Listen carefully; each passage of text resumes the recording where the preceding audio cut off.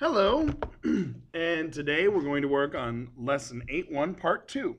In part 1, we dealt with is it a right triangle and why is it a right triangle, and that the Pythagorean theorem had to be used in order to prove that it is a right triangle. A squared plus b squared must equal c squared in order to prove that it is a right triangle. Today we're going to talk about its converse. Remember, the converse is the flipping of the if and then. Okay, so for example, if it is a right triangle, then a squared plus b squared equals c squared. So the first thing we learned was if it was a right triangle, then we can use a squared plus b squared equals c squared to find the sides. Now the converse is if a squared plus b squared equals c squared, then we can prove it is a right triangle. So we're working with the converse. In other words, we do the math first to prove what type of triangle it is. Whereas in the first part, they told us the type of triangle, and we use the a squared plus b squared equals c squared to find the missing side. Notice, same math, different application.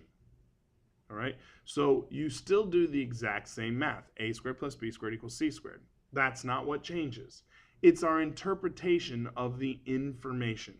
Remember, geometry is the words. It's not the arithmetic. The arithmetic you learned in algebra. Now we're dealing with what does that arithmetic mean in geometry. All right, so we start with something and then we ask ourselves, can this possibly be a right triangle? And we worked with problems like this before about seeing whether it was a right triangle or not. So it's not the first time we've done it. So I'm going to give you three sides.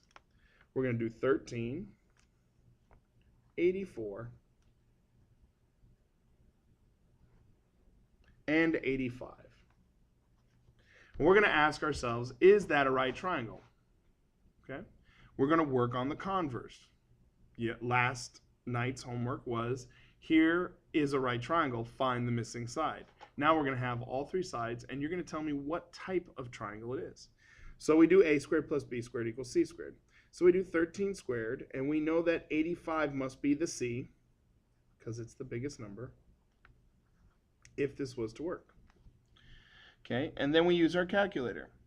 A squared would be 13 times 13, which is 189.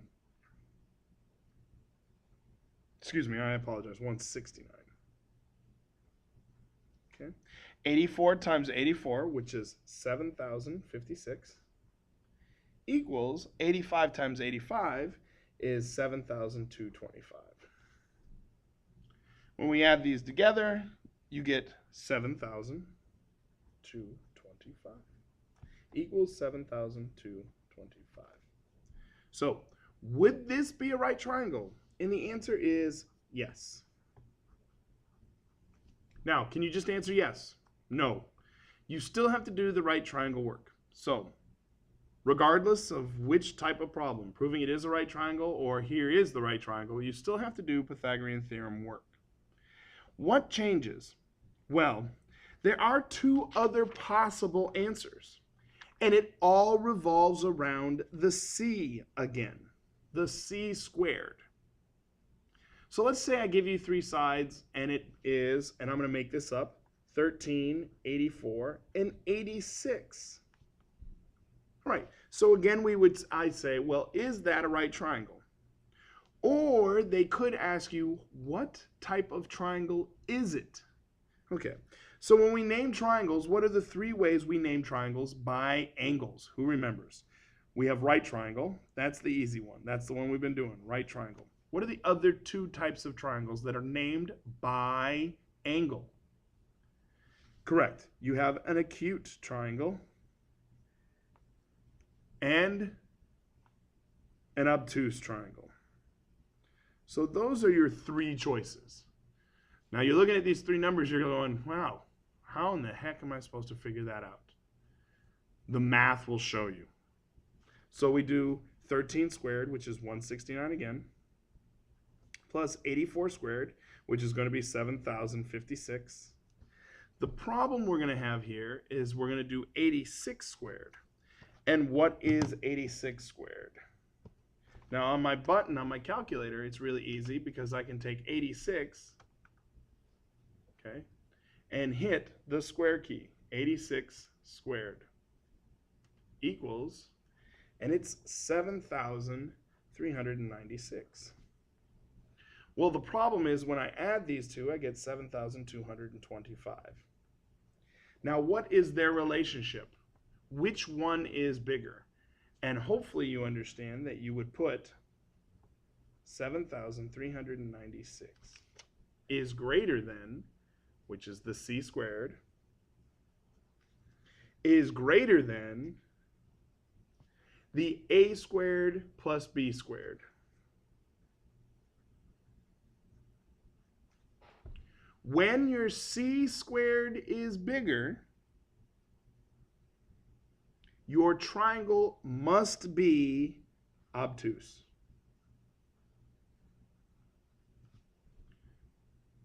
When your c squared is bigger, it must be obtuse. Well, that goes to show me that if it's equal, it's a right triangle. If the c squared is bigger, it's obtuse. Well, there's only one answer left. That would be if the c squared was smaller. If the c squared is smaller than a squared plus b squared, then it is acute. But everything runs through the hypotenuse. That hypotenuse is a big one. It's called the hypotenuse.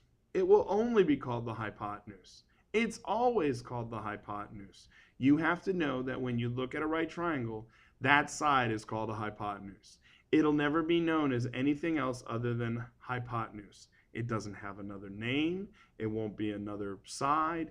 It's called hypotenuse. It's the one side in a right triangle that never changes its name.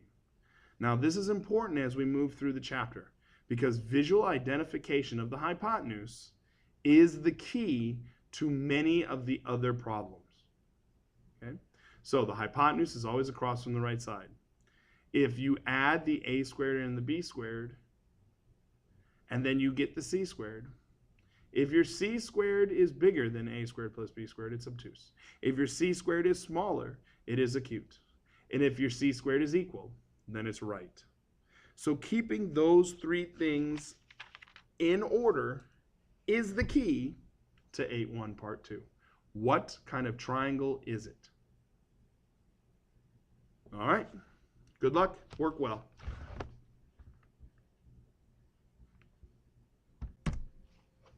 And please remember that I'm expecting you to do the lesson check, problems 1, 2, and 3. And then we'll talk about those in class tomorrow. Again, work well.